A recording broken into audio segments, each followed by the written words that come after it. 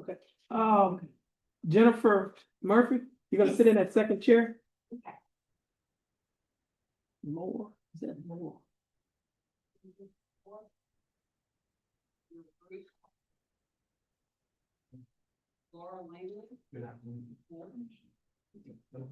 Stephen Laura, you're gonna sit next to Miss Murphy. And Miss Langley, you will sit next to Mr. Lord. Miss Oduwu, you'll sit next to Miss Langley. Mr. Bullock, you will sit next to Miss Oduwu. And Mr. Pergin, you're gonna sit next to Mr. Bullock. Mr. Diaz, you're gonna sit in that first chair.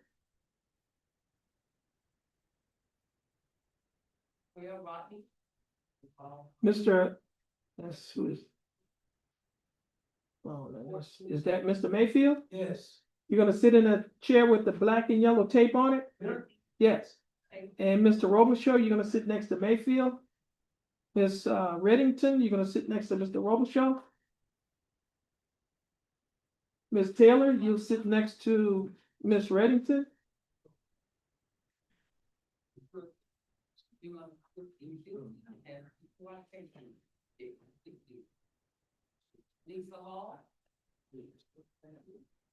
Mr. Fano, please remove your hat. You're gonna sit, go down that second row, all the way down to that second set of chairs. You're gonna sit, keep on going. Keep going, you're gonna sit in the second chair. The second chair, right there. And Miss Hall, you're gonna sit next to Mr. Fontenot. Miss Granger, you're gonna sit next to Mr. Hall. And Mr. Davis, you will sit next to Miss Granger.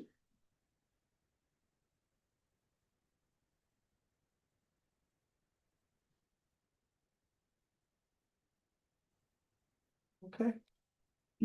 Okay, y'all may be seated.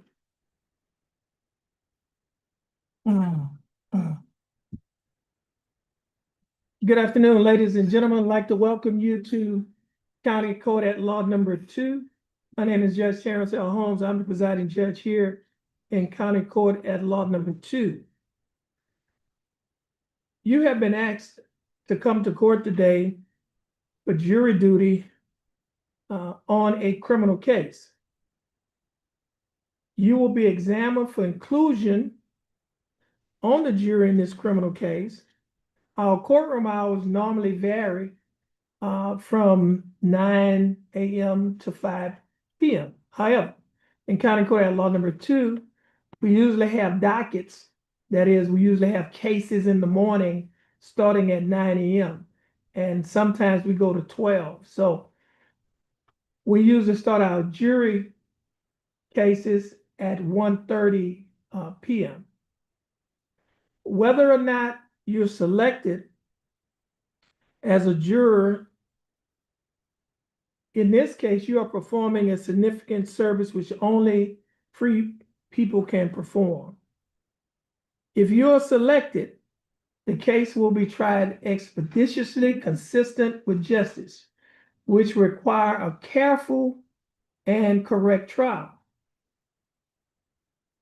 If selected, unless otherwise instructed, you will be permitted to separate yourself for recess, for meals, and at night. I have an administrative matter that I must attend to before administering to you the first of 2 oaths. So at this time, I need each and every one of you to raise your right hand. I will administer the oath. And once I finish administering the oath, please say I do. Do you and each of you do solemnly swear or affirm that you will make true answers to such questions as may be propounded to you by the court or under its direction, touching your service and qualifications as a juror, so help you God? Okay, you may put your hands down. The law requires that each of you must possess certain qualifications before you may be considered for service as a juror. Also, there are certain excuses and exemptions that some of you may wish to claim. First, I will like to determine if all of you are qualified or whether or not you possess the qualifications for service on this criminal case. It is very important that you answer these questions truthfully. If you do not, and the lawyers or I discover this fact after you are seated as a juror, the case could be retried and you may be held in contempt of court and placed in jail for up to 180 days and fined up to $500. Now, the way I'm going to ask the questions, I will ask a series of questions. And I do not want you to answer the questions out aloud. Just answer the question to yourself. And then when I ask the last question, I will then ask, is anyone disqualified under the law? And if you think that you may be disqualified under the law, then I will ask that you will come up before the bench so that we can discuss the matter more privately. Now, when I use the term more privately, what I'm talking about turning off the YouTube, turning off the microphone, and putting on this noise device. So that no one can hear the discussion. Okay. So again, I will ask a series of questions. I do not want you to answer those questions out loud. Just simply answer the question to yourself. And once I finish asking the last question, then I will ask if anyone is disqualified under the law. First question. Except for failure to register, are you a qualified voter in Jefferson County and the state of Texas under the Constitution and laws of the state of Texas?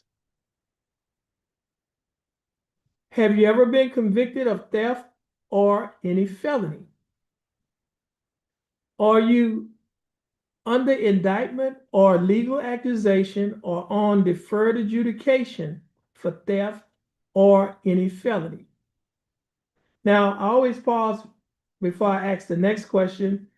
And the reason why I pause because I need to make this statement. And the statement is, I'm required by law to ask the question. I'm not trying to meddle into your own personal affairs. So here's the question.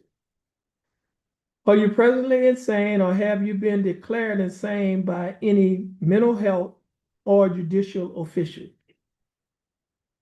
Are you 18 years of age or older? Are you a citizen of the United States? Are you a resident of Texas and a resident of Jefferson County? Are you of sound mind and good moral character?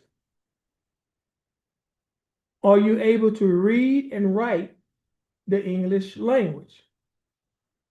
Have you served as a petty juror for 6 days in the preceding 3 months in a county court or 6 days in the preceding 6 months in a district court?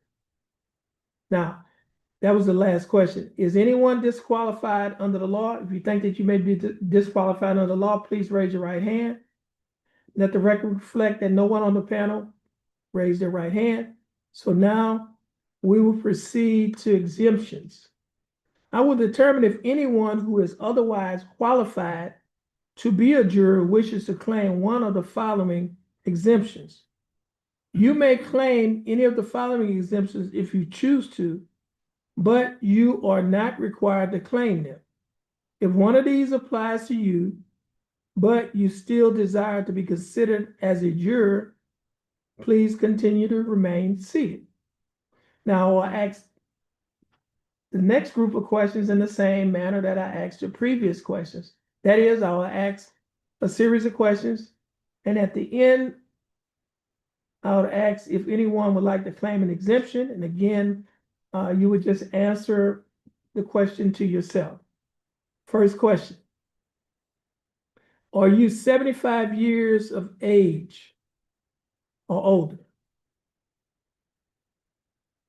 Do you have legal custody of a child or children under the age of 12?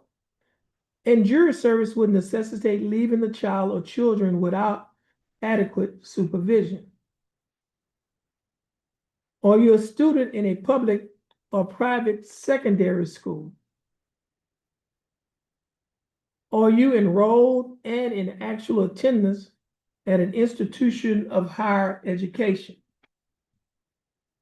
Are you an officer or employee of the Senate, the House of Representatives, or any department, commission, board, office, or other agency in the legislative branch of state government? Have you served as a petit juror in this county during the 3-year period before today's date? Are you the primary caretaker of a person who is an invalid, unable to care for himself or herself? And this is the last question. Are you a member of the United States military forces serving on active duty and deployed to a location away from your home station and out of Jefferson County, which is the county of your residence? Now, is there anyone on the panel who would like to claim an exemption? Let the record reflect that no one is claiming an exemption. Now I will move to excuses. Now, with the excuses, I will not ask a series of questions. I will make 3 statements. And if any one of these 3 statements apply to you and you would like to claim an excuse based on any one of the 3 statements, just simply raise your hand. First statement. A juror may be excused for observance of a religious holiday upon completing an affidavit as required by the Texas Code of Criminal Procedure, Article 29.013C. A juror may not be excused for economic reasons without the consent of the parties, that is, without the consent of both the defense and the state. A juror who, without prompting, articulates an inability to listen to testimony and be fair and impartial may be excused. Is there anyone on the panel claiming an excuse? Okay, we have one person. Okay. 19. Okay, juror number 19, you can come forward.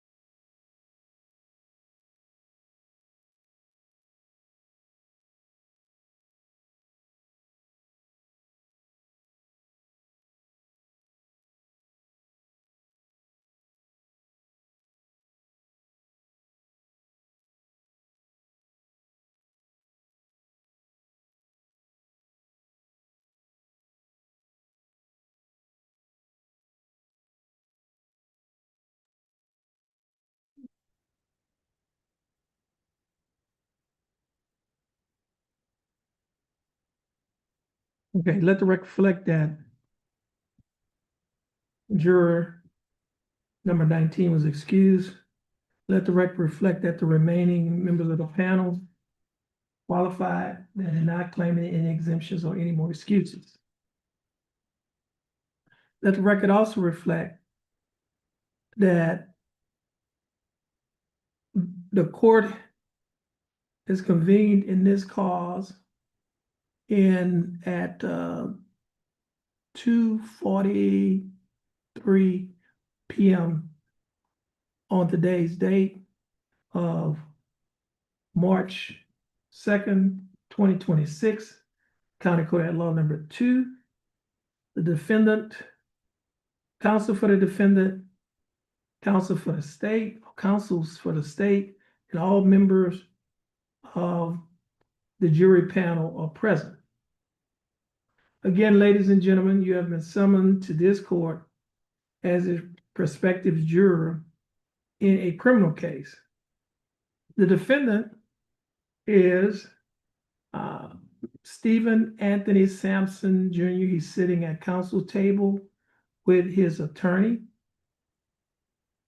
And a defense attorney in this case is attorney Dustin Galmore.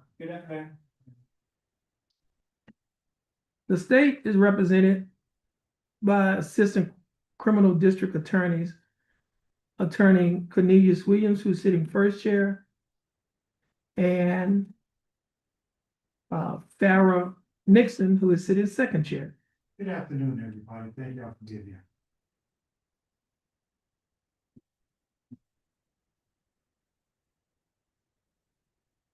Our court reporter is Sebastian Aguilar. Yeah.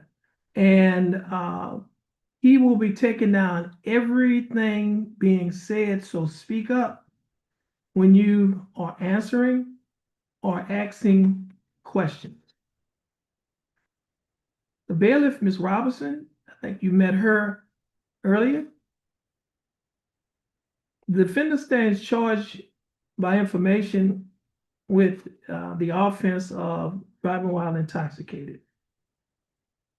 The state and the defendant, through their attorneys, have the right to direct questions to each of you concerning your qualifications, background, experiences, and attitudes. In questioning you, they are not meddling into your personal affairs, but are trying to select fair and impartial jurors to hear and decide this particular case. If at any time you would prefer not to answer certain questions in the presence of the panel, just say so, and I will ask you to come up to the bench so that we may discuss it more privately. Is the state ready to proceed? State's ready, Your Honor. Is the defendant ready to proceed? Ready. Okay. The panel is yours, Mr. Williams, and will 20 minutes be enough? Yes, Judge. Okay, so limit your examination 20 minutes. I'll be taking time. If you need additional time, just let me know. Thank you, Your Honor. Okay, you may proceed. May it please honorable court, Yes. able counsel for defense. Good afternoon again, everyone. My name is Cornelius Williams, and I, along with Farrah Nixon, we represent the state of Texas. Who is the state of Texas made up of? The state of Texas is made up of its people. During my time before you all, we will discuss numerous things, and of those numerous things that we will discuss, we're gonna have a conversation. And during that conversation, all that we ask is at this juncture, just tell the truth, and we try to have a meaningful dialogue. Now, let's get some basic ground rules off the way first. Envoidar is a simple term. It's a French term, and all it means is to speak the truth. That's all that we're asking at this juncture, for you to openly share so we can have a meaningful conversation. So there's no question, there is no question that requires a right or wrong answer. Just Just an answer, just your thoughts on any particular subject. Now, if there's something you think that you should tell us, but it is something so intimate, so personal, something that you do not want to share with the panel, the rest of the array, as the court is invited, you'll let us know and we will approach the judge if it's something to that nature. So right off the bat, does anyone happen to know, Mr. Galmore, Dustin Galmore, able counsel for defense? The record reflect that, no one, knows Mr. Galmore. How about, Mr. Sampson, who he represents? Does anyone know Mr. Sampson? Thank you. And does anyone know me, Cornelius Williams? May the record reflect that, there's no acknowledgement. And how about fairness?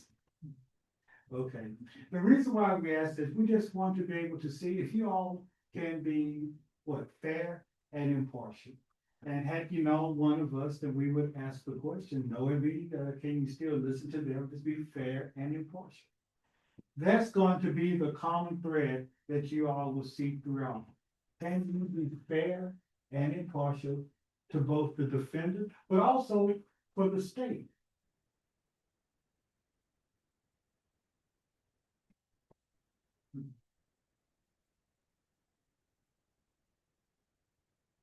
Now, according to the Sixth Amendment, this is part of the reason why we're here. The defendant has every right to be represented by counsel. And also during that right to be represented by counsel, he has the right for a trial within the community in which it happened, which is in Jefferson County. And he has the right, as guaranteed by the Sixth Amendment, to be judged by from his peers. Representation being judged by his peers. And once again, who's his peers? Those are you all, the members of Jefferson County, Texas, the citizens. Now, we're going to take a look at this DUI law. It's found in Title 10 of the Texas Penal Code, in section 49.04, driving while intoxicated. Driving while intoxicated, let me place before you right now, does not mean necessarily driving drunk. Does anyone disagree with the term driving while intoxicated is equal to driving while drunk? Does anyone disagree with that?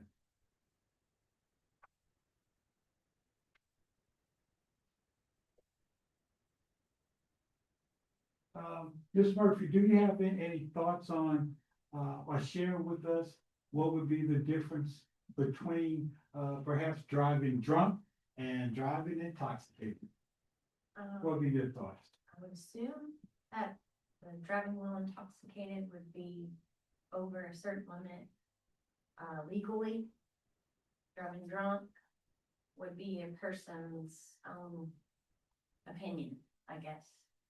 Well, if I was to share with you the remaining portion of the law, a person commits an offense if the person is intoxicated while operating a vehicle in a public place. So we will define driving while intoxicated in at least two forms. You're absolutely correct. Part of it is found within the section if you are driving with a blood alcohol content above a 0.08, or if you lose the mental and physical abilities. Okay, so we have above a certain number of blood alcohol content on one hand, and then the others you lose your normal physical and mental abilities.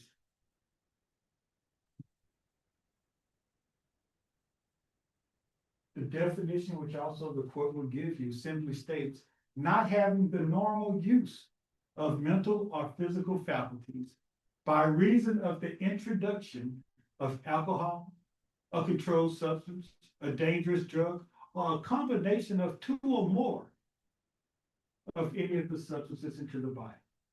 That's one way. Or having a blood alcohol concentration of 0.8 or more. Submit to you all that, how do you think, let's see, Mr. Mayfield, Yes. how do you think that, one of the mechanisms or methods in which, a blood alcohol content is determined? Probably field test, will stop the person that's driving. Correct, and in fact, field tests will go to looking at the, what the normal use or, physical, faculties. And coupled with that, there are numerous what we call chemical tests, okay, of the blood alcohol. Thank you for sharing, Mr. Mayfield.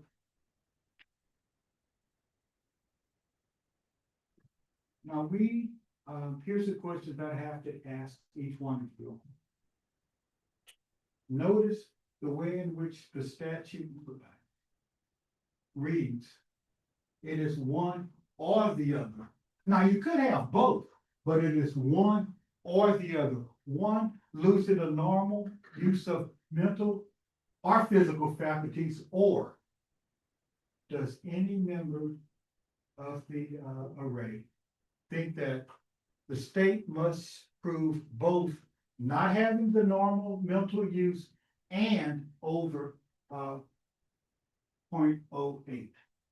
I ask you, Ms. Murphy, do you think the state will have to show both physical or mental impairment and over a certain limit? I think it would be helpful, but I don't necessarily, if it's stating clearly that it's or, then they have one or, yeah. And should the judge, as he will, instruct you once again on the law, you could be able to you will not hold the state, excuse me, you will not hold the state to the burden of proving mental and physical impairment and 08, either or.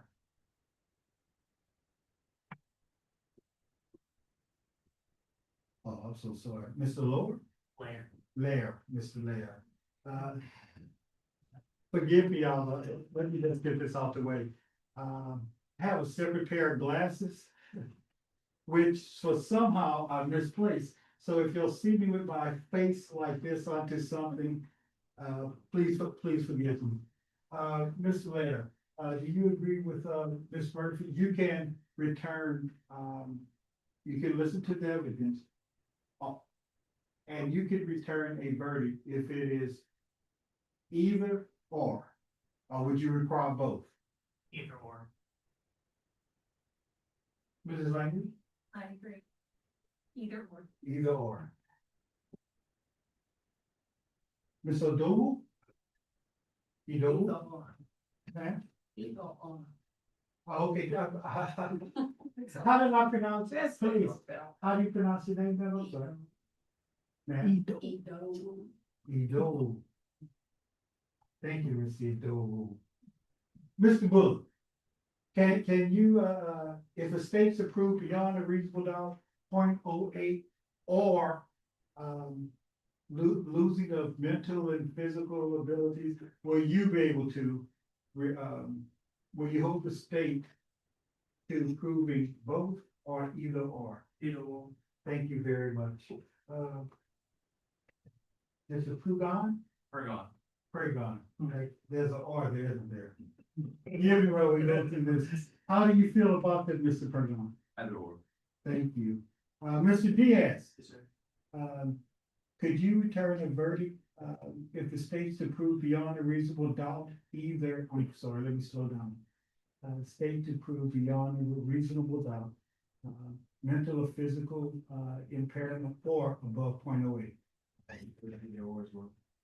Sorry, I'll go with either or as well. thank you very much. Mr. Mayfield, can you go with either or would you require the state to prove both? Either or. Thank you. Mr. Robichaux, either or both?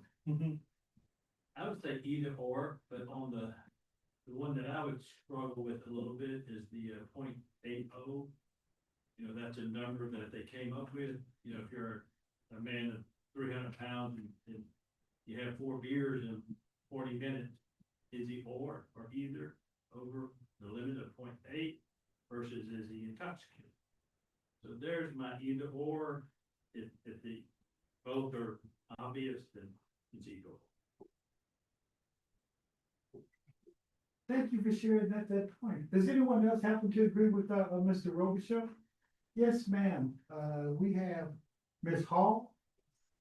You care to qualify that a bit, or this part of what Mr. Robichaud That's what said? I was thinking, it would seem like it would depend on maybe a person's weights. You know, maybe how much, and I guess if it's the legal limit, it would have to be either or, but, like I said, if you're 250, 300 pounds, and you consume, 4 or 5 years, and it puts your, yes, legally, if it's, that 0.8. It just doesn't seem like everyone to do, compared to a 150-pound person, it seemed like it would be a difference there.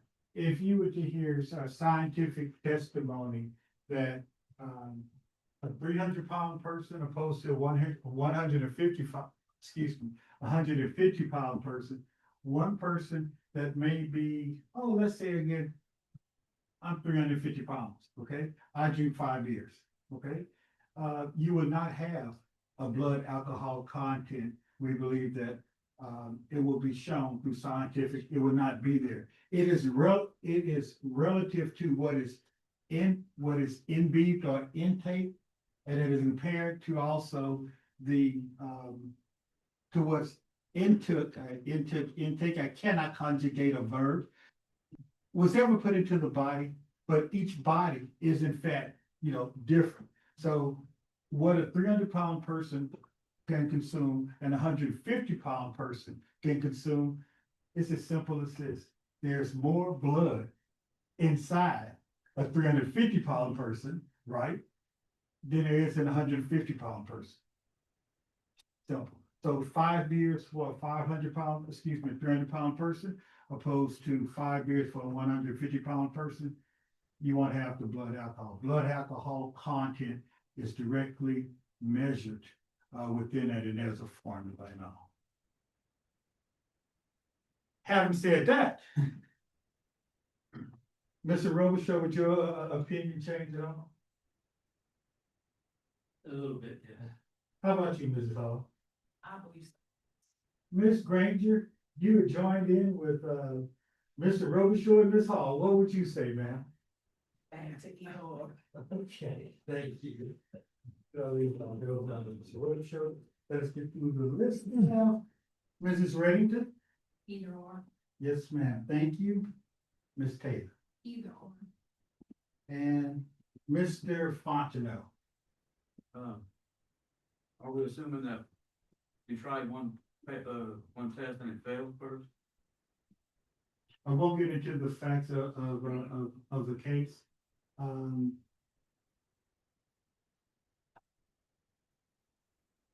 Generally speaking,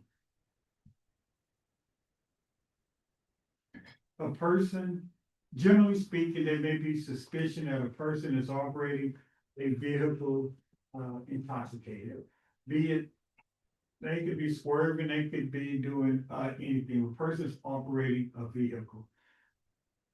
The law enforcement person, or it could be a civilian witness, could have called in on a person right there. This person been driving, swerving all over the road, or we find someone in a suspicious place or whatever. So in their caretaking function, they being law enforcement, in their caretaking function, they can go up and they can, knock on the window or a door to check how that person is doing. They may be having a medical emergency. So once that initial contact is made, let me go on and say this. We all can agree that a person can be intoxicated on, it could be pills, it could be medication, it could be even prescribed medication, and the person may have taken, faculties could have been impaired from taking a medication, and you won't have a 0.08, okay? Because there's no alcohol involved. Going back, once a officer will develop what we will call reasonable suspicion, maybe a knock on the window, open the door, and if it's alcohol, You open the door. You know, you can smell alcohol, it's like, oh, okay. I get to investigate a little further. Oh my goodness, I stand up and I've urinated, excuse me, you know, a person could have urinated all over. There are different things that can allow an officer to develop reasonable suspicion. Once that is done, they say, let me confirm this.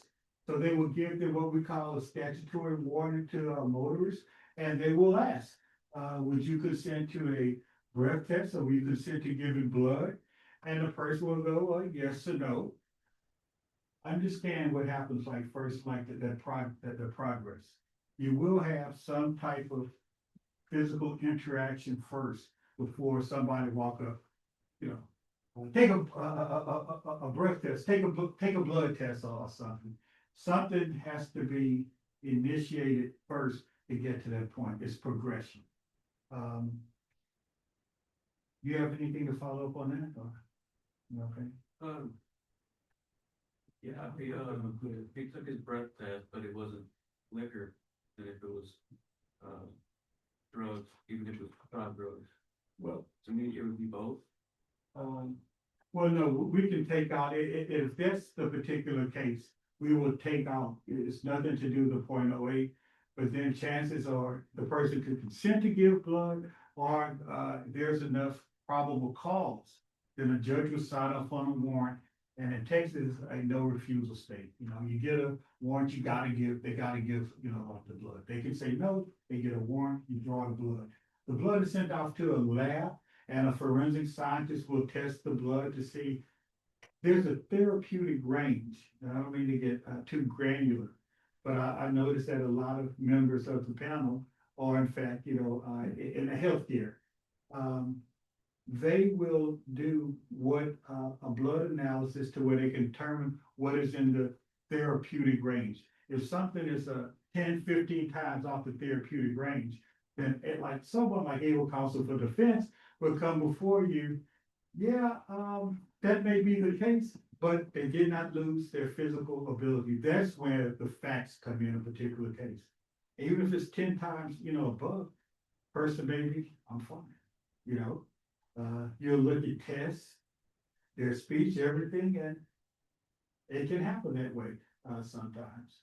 That's why we don't have, you know, above therapeutic. Okay, so we simply would look to has that person lost their natural mental or physical abilities. Okay. I think we've already pretty much went over this. We have say completely normal, what's normal. I'm certain that counsel will bring up. You never met the person before. How do you know what their normal is? How do we determine it's normal? We do that through an objective test, as well as what I just touched on. Reasonable suspicion that leads to further investigation, and an objective test will be that of a blood alcohol content. Again, there's a difference between being stumbling drunk, urinating or defecating on oneself, and being intoxicated. You don't have to be, one does not have to be knee walking to the porcelain god to be deemed intoxicated. We do not have to go to that point. Will anybody hold us to the point, when I say us, the state to the burden of proving drunk, not just intoxicated as we began? That's 20 minutes. Go ahead. You need more time? Yes, sir. Yes, briefly, Okay. I'll wrap up, Judge. Thank you. You welcome.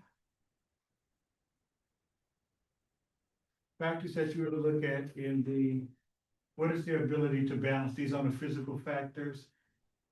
Ability to balance, walk in a straight line. These are called a standardized field sobriety test. You may or may not see them in this particular case.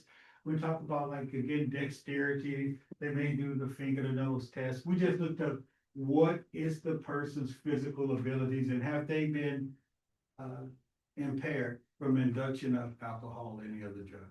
Mental, how can a person follow directions? Knowledge of the alphabet. I've yet to see, and I conclude, I've yet to see if a person said, okay, say the alphabet backwards. If someone to turn around and start saying the alphabet, I think, every law enforcement person is like, well, okay, that's pretty good. They still may be pretty mentally acute, so that probably, would not bode well for the state. Judgment. The ability to focus on the task at hand and instructions given. Come on. The ability to concentrate. Listen, it would be a culmination of all different physical factors. All that you guys will need is the ability to, should you be chosen for the jury, just to listen to the facts and apply the common sense. Now, beyond a reasonable doubt is not all doubt, it's beyond a reasonable doubt. There's no set definition. The reasonable doubt is the general proofs what we use in making our everyday life decisions. Did I buy this house? If I had a reasonable doubt about buying a house or the neighbors thereof or something, I probably wouldn't buy the house. It is not beyond all doubt. It's just beyond reasonable doubt. We look to the facts, we apply reasonable doubt. Finally, I will ask, there's several people who will testify and who may testify within this matter. It will be Aaron Tabor at the Groves Police Department. Does anyone know Aaron Tabor of the Groves Police Department? We have forensic chemist Membling. You'll kill me if I can't say this. Membling Altamirano. She is a forensic chemist here within the county. And Kareem Yango. She's a registered nurse, Kareem Yango. There may be others, but I think these are the people who will probably testify within this case. Oh, one more, Lieutenant John Hudson of the Grove Police Department. Anyone?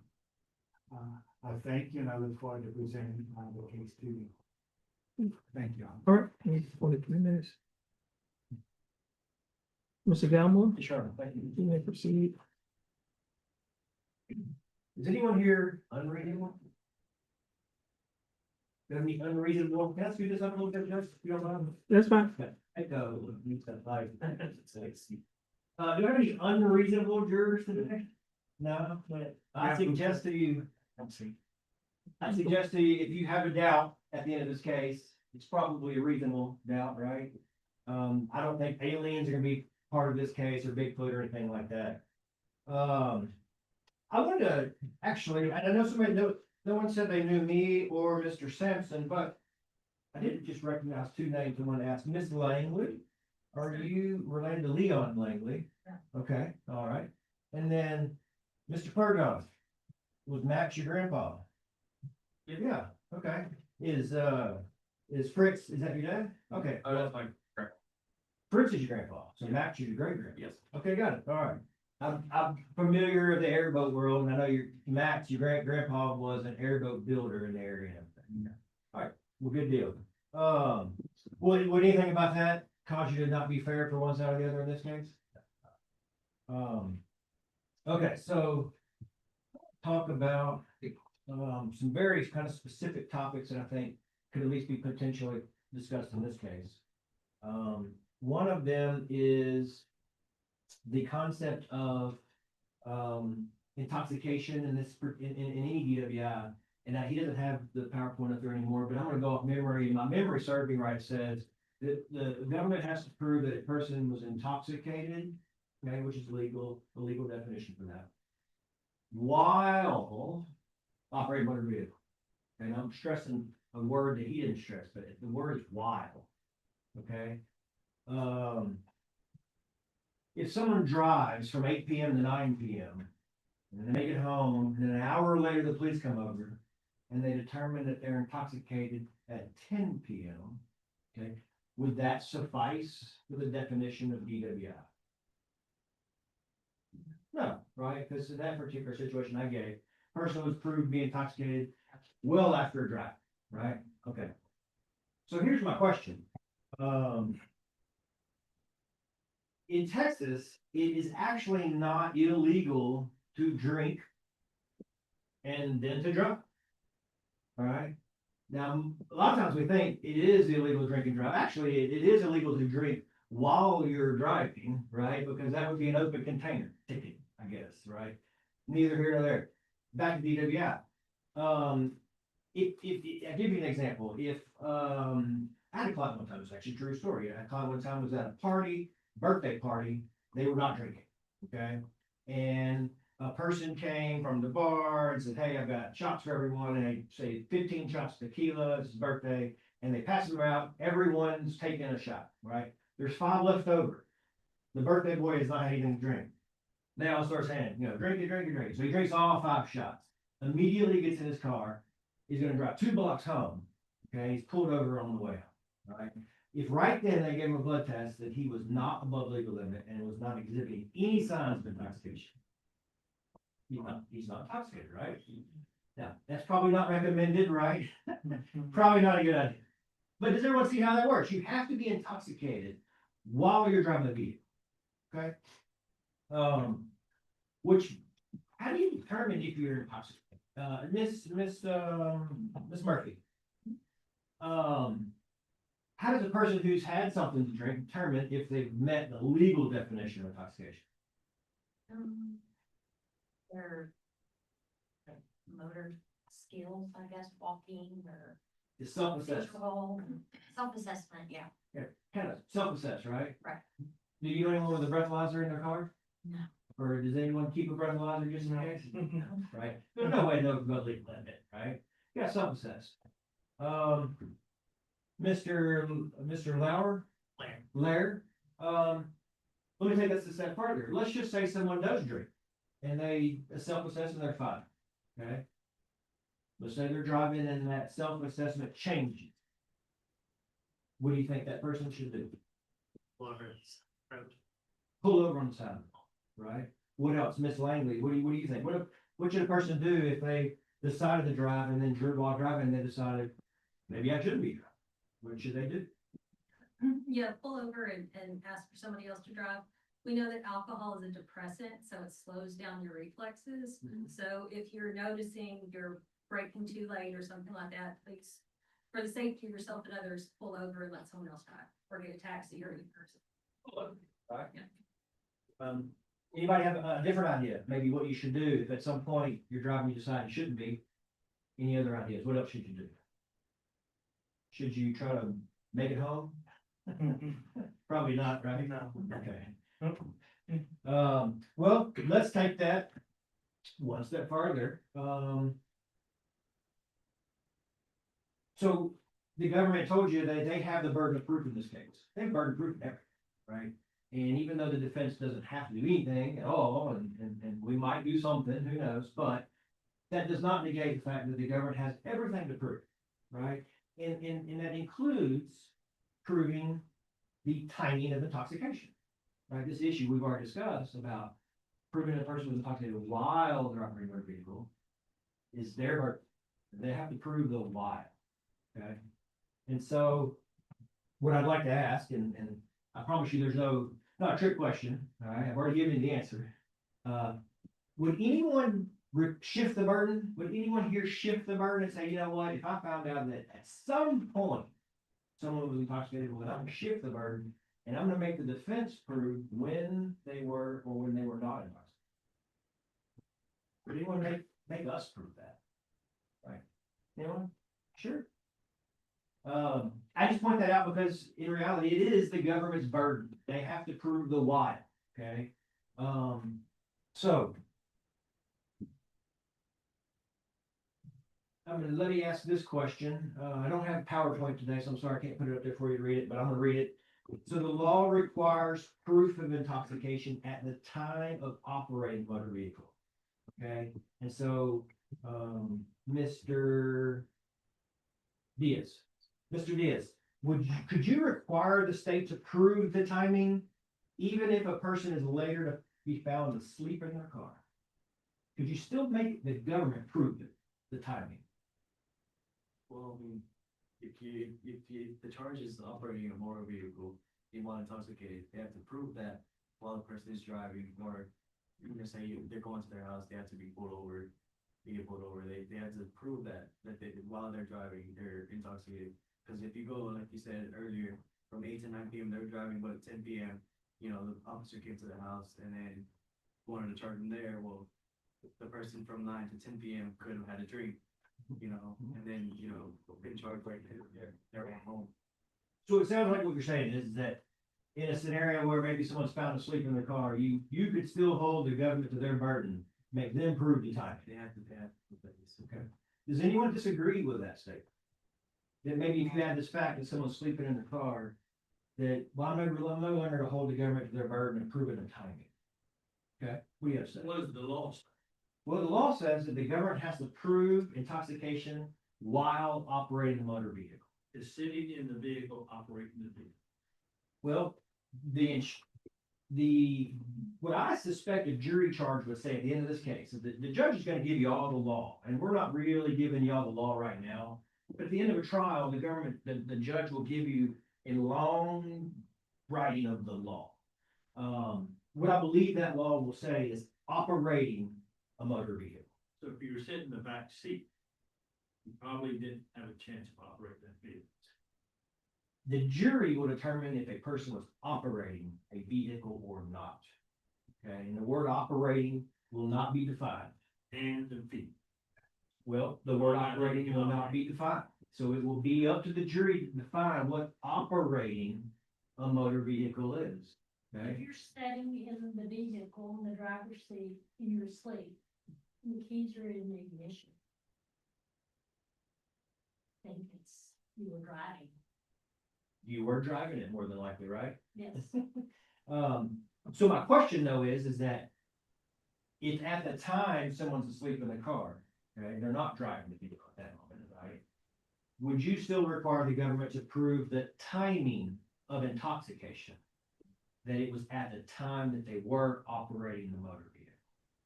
And that is, the law requires that, so I guess the question is, can you still hold them to that burden? That they have the burden of proving timing? Probably from the standpoint of an action occur. Okay, explain that, because I kind of know what you're saying, but explain it to me. So if you have been drinking, you felt awareness to pull over. And you're still on a street. If you're in a driveway or a parking lot, it's probably bad. But getting to that point, you realize you couldn't drive some further, so you pull over, but you don't get off the road. Maybe like someone's asleep on an on-ramp of a highway. You can be on the In- side ramp. Or on the third lane of a 4-lane road, right? It's dangerous. Liability there, but if you pull off on the side road, it does cause some type of liability, because there's a path road for the traffic to go.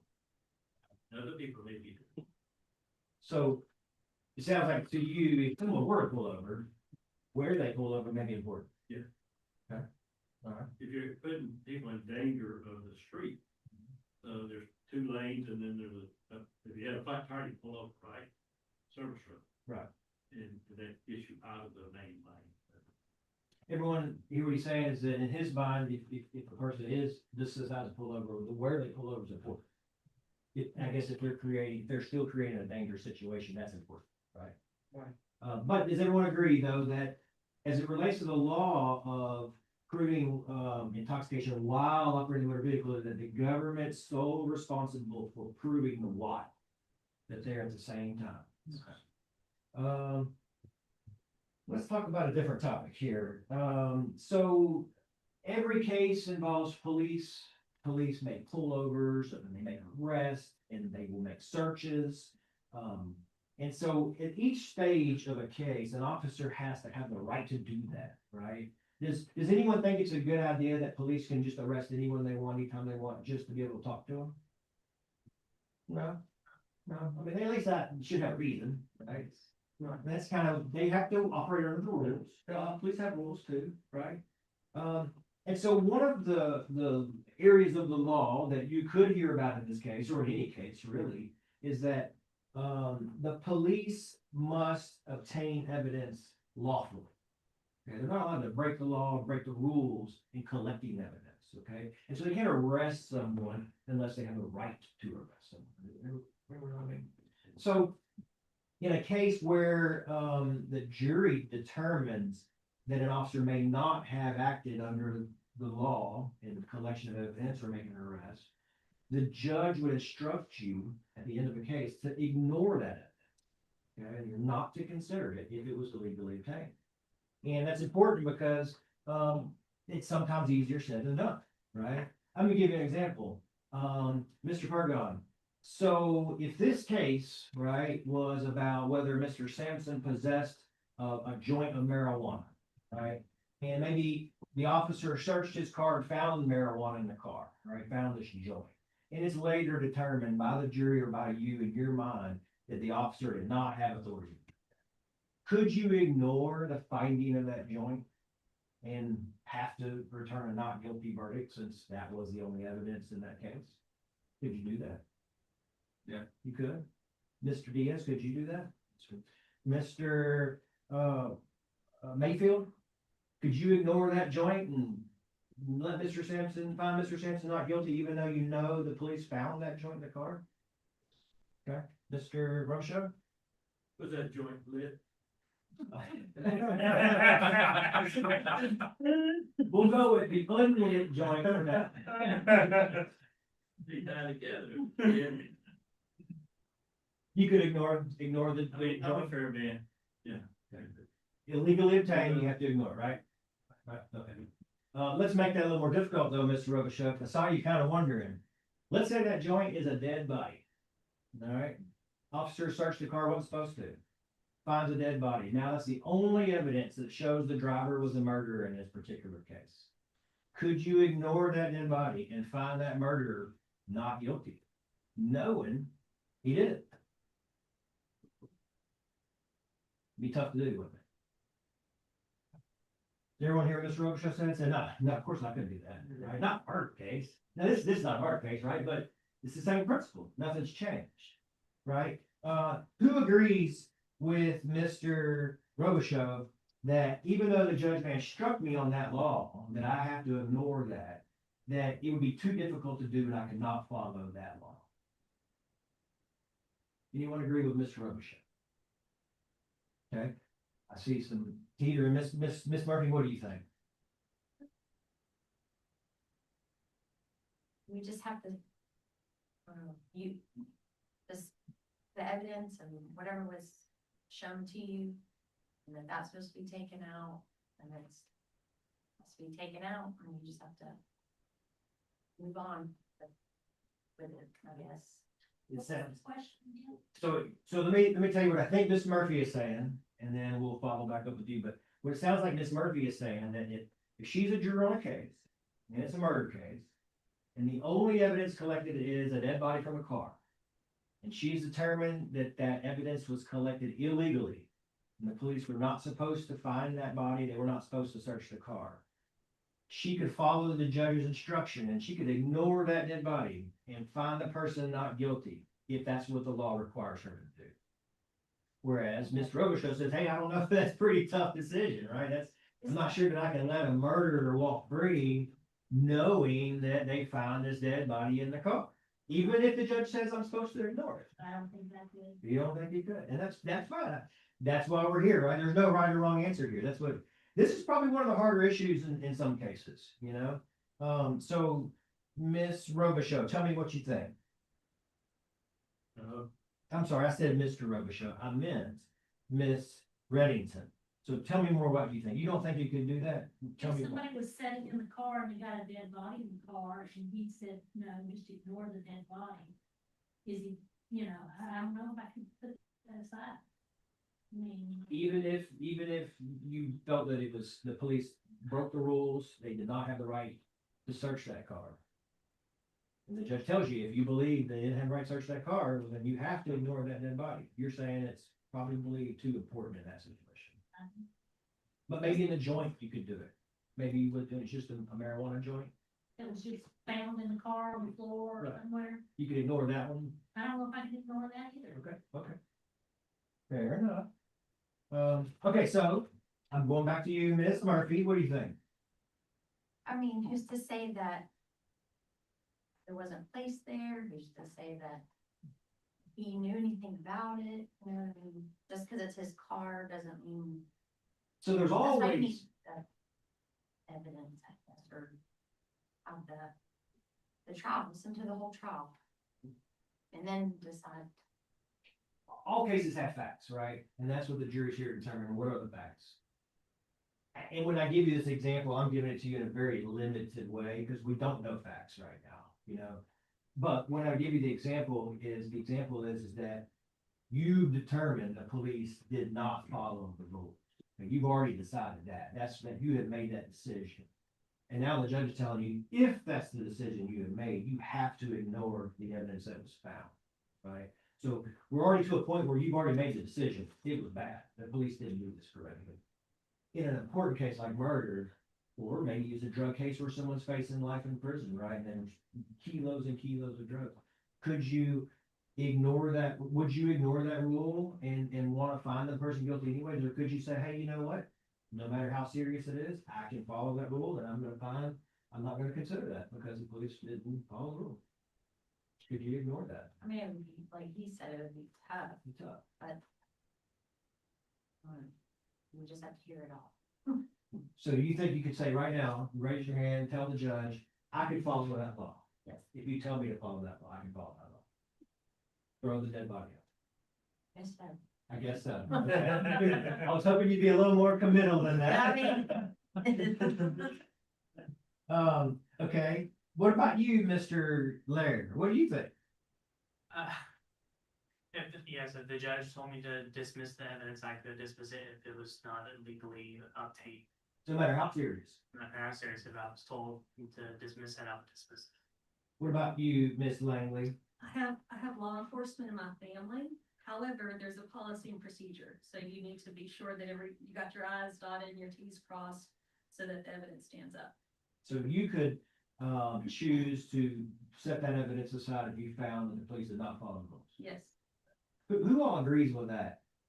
I can set that evidence aside even in a murder case, if I believe that they didn't follow the rules. Okay? Yes, man, I can't see you, Mr. 20 minutes? Fontenot? No hand, okay. So is it safe to say, Mr. Fontenot, and then Ms. Taylor and Ms. Reddington and Mr. Robichaux, that y'all would have a hard time following that law? I think two wrongs don't make a right. Okay, I like that, that's good. Did I say Mr. Mayfield too? Mr. Mayfield, you feel the same way, right? And I'm sorry, I see your hand back there, is that Miss Davis? No, Miss Granger, okay, what do you have to say? For me, it's a case of I can't unsee it. Yeah. I get it, can't unsee it, I've heard that one many times.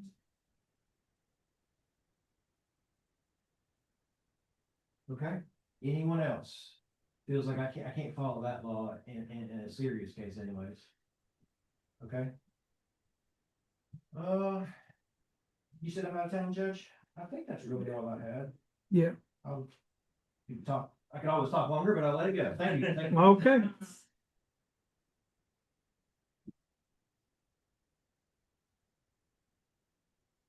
Okay, ladies and gentlemen, the jury panel, we're gonna ask that you step outside. You can use either one of the doors, and then there will be a couple of people that we're gonna call back in for some follow-up questions. So at this time, the jury panel, you can exit the courtroom.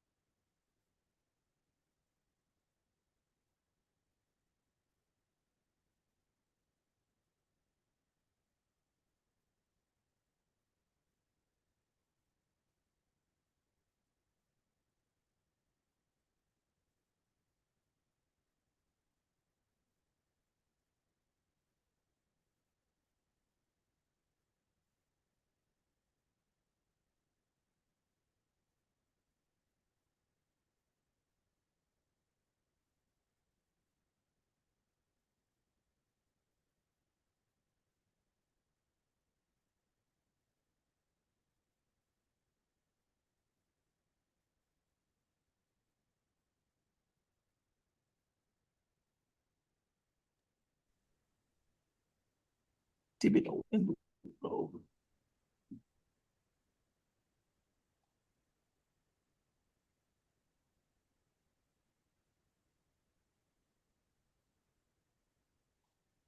Or efficacy.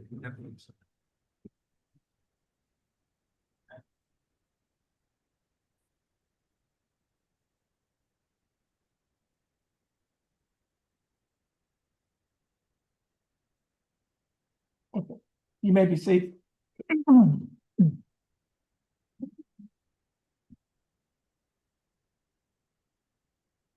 Okay, good afternoon, ladies and gentlemen. When your name is called, put some badges up here.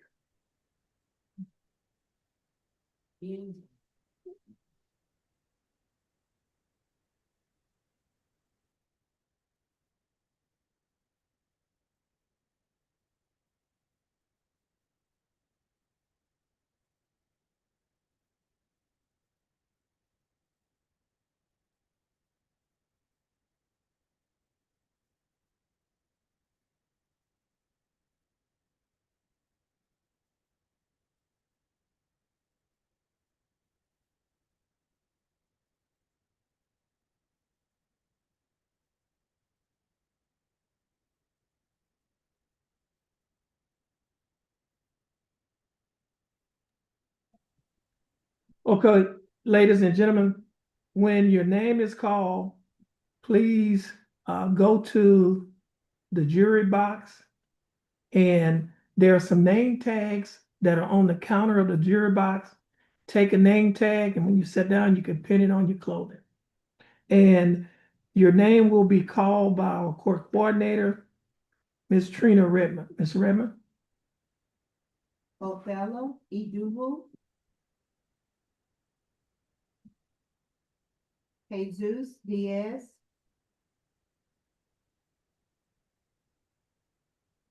Rodney Robichaux. Yeah, just have a seat. Just have a seat anywhere. Santina Taylor. Lisa Hall.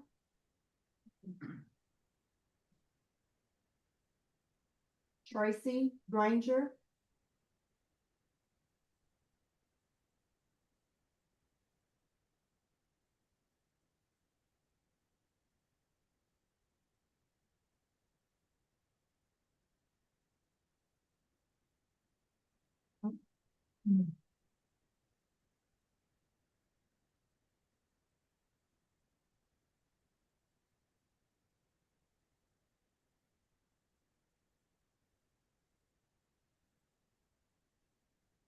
Okay, please pin your badge on.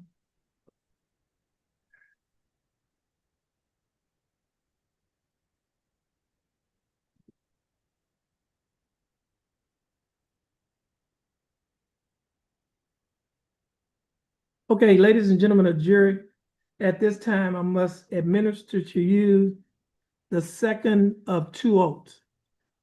Will everyone please raise their right hand, and once I finish administering the oath, please say, "I do." Do each of you do solemnly swear or affirm that in the case of the state of Texas versus Stephen Anthony Sampson, you will a true verdict render according to the law and the evidence, so help you God? Okay, you may put your hand. Members of the jury, I will give you some instructions and a general idea of what to expect in this case. Every case is composed of facts and the law as it applies to the particular case. The facts come from the witnesses on the witness stand. The law comes from the statutes, codes, rules, and court decisions interpreting them and how they may apply to this case. You and I have equal authority, but it is divided authority. You are the sole judges of the facts, and I'm the sole judge of the law. You are the sole judges of the credibility of the witnesses and the weight to be given their testimony. You can believe all of what a witness says, part of what a witness says, or none of what a witness says. As the trial progresses, The attorneys will probably make objections to questions asked by the other attorney of witnesses, or objections to the introduction of documents or objects. This means that in objecting attorney's opinion, there's a legal reason why the testimony or document or object should not be received by you. Sometimes I will simply sustain or overrule the objection. At other times, it may require a lengthy discussion outside of your presence. If that happens, I will either ask you to step outside for a few minutes or ask the attorneys to come up to the bench so that you can hear the discussion on the point of law. The reason for this, as I told you earlier, you are the sole judges of the facts you receive, and I'm the sole judge of the law. I can't be with you in the jury room when you deliberate the facts. Therefore, you can't be present or within hearing when I deliberate questions of the law. The reason why I will sometimes ask you to step outside is because it's simply the most efficient way to do it. Otherwise, if you were to leave the courtroom, the court reporter would have to gather her equipment and take it with him. The court reporter would have to gather his equipment and take it with him. And the attorneys would have to gather their files, etc. The rulings I do make on questions of law in your presence are not evidence, and you are to disregard them. After all the evidence is in, and both the state and the defense have rested their cases, the court will prepare and submit to you a written charge instructing you on the law in this case. We will then hear oral arguments from the attorneys. The attorneys have the right to make a summation of the evidence and to make reasonable deductions from the evidence. Since the state has the burden of proof, it has the right to open and close the argument or summation. Until you retire to deliberate, do not discuss this case amongst yourselves, and under no circumstances should you permit anyone to discuss the case with you. Do not attempt to learn from any source outside of the courtroom anything about the facts of the case, nor attempt any independent investigation on your own. Don't visit the scene involved in the facts of the case. Don't read any reports in the newspaper, on social media, or watch TV reports about the case. Do not make up your mind about this case until all the evidence is in and you have been instructed on the law. Don't take notes during the progress of the trial. Don't visit other courts during a break if a trial or other proceeding is in progress. The badges that you have, make sure that you wear those badges at all times because those badges identify you as a juror in this case. Now, ladies and gentlemen of the panel, those of you who were not selected as a juror in this case, first of all, I'd like to thank you for taking out your time and attention to be here this afternoon. I know some of you may think that, well, I came up here and I stayed here 3.5 hours and I wasn't selected. I wasted my time. Well, I can assure you, you did not waste your time. And the reason why I say that is because, as I mentioned to you earlier, this morning we had 3 dockets, a list of cases that was set. One of the dockets was a trial docket. And on the trial docket, there was a list of cases that was set to go to trial today. Now, sometimes individuals, well, first of all, before the case get to this point, the day of trial, the state usually make an offer to settle the case with the defense, and the defense could either accept or reject the case. Sometimes some individuals decide that, well, I'm not going to accept the offer because I believe 1 or 2 things are going to happen. One, the jury is not going to show up and witnesses not going to show up. But on days like today, when jury shows up and witnesses show up, some of those individuals had a change of heart and they said, you know what? I think that offer looks pretty good right now. And so cases was able to move because of your presence. Okay, and so you did not waste your time by being here this afternoon. Now, I know that also when you came to court this afternoon, you looked over the top of the door and you saw County Court at Law Number 2, Judge Terrence L. Holmes, judge, and you probably said to yourself, well, I'm in the right place. This is Judge Holmes' court. Well, guess what? This is not Judge Holmes' court. I'm only the judge here. This is your court. And the reason why I say that is because this courtroom is for the citizens of Jefferson County. You're the citizens of Jefferson County. I'm only a humble public servant serving the citizens of Jefferson County as a judge in this court. So I've said that to say this. Anytime that you're in the neighborhood of County Court at Law Number 2, you can come and have a seat in your courtroom and see what goes on in Jefferson County. Now that you'll be able to sit in the area that you're sitting in, we call that the peanut gallery. But it doesn't mean you can bring peanuts in here and eat, because this is not the Texas Roadhouse. So anytime you're in the area, please feel free to come and have a seat in your courtroom and see what goes on in Jefferson County. And if you're unable to make it, we're airing on YouTube every morning and afternoon. And so if you're interested, you could tune in to our YouTube channel, County Court at Law Number 2, Jefferson County, Texas. Now, this will conclude your jury service. And normally, I usually give jurors a handshake, but you know, we still have COVID and the flu in our community. I can't give you a handshake, but I will give you what I call an air handshake. Okay? So everyone, thank you for coming. When you're in the neighborhood, please come back again. The bailiff have some letters for you.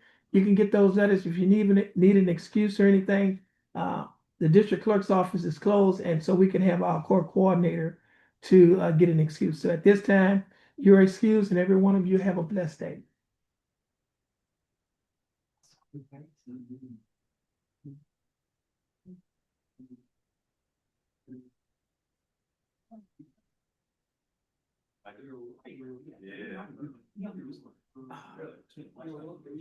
Um,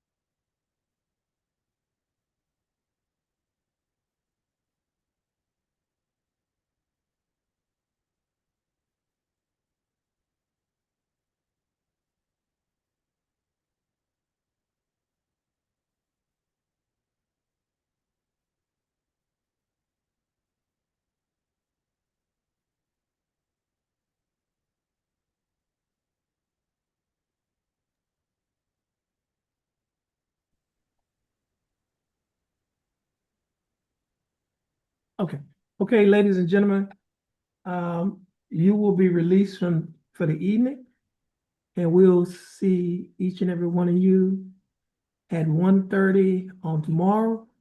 You're gonna have a seat outside the courtroom, and then when we're ready to start trial, the bailiff will come and get you. So don't forget to wear your badges when you come to the courthouse. You can take the badges home with you as well, okay? So will everyone please stand as the jury exit the courtroom? Okay, you can follow the bailiff out to the court.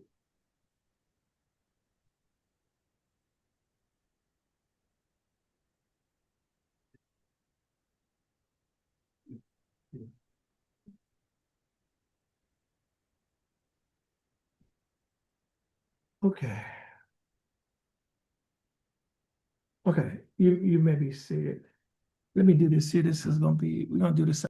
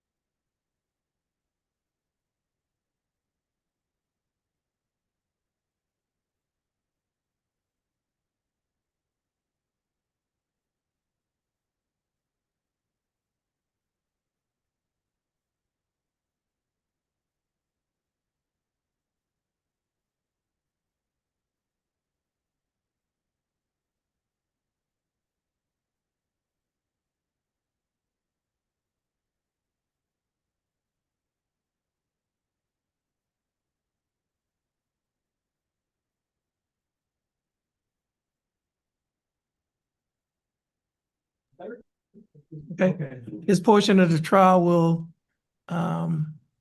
conclude today. We'll start back tomorrow at 1:30 p.m.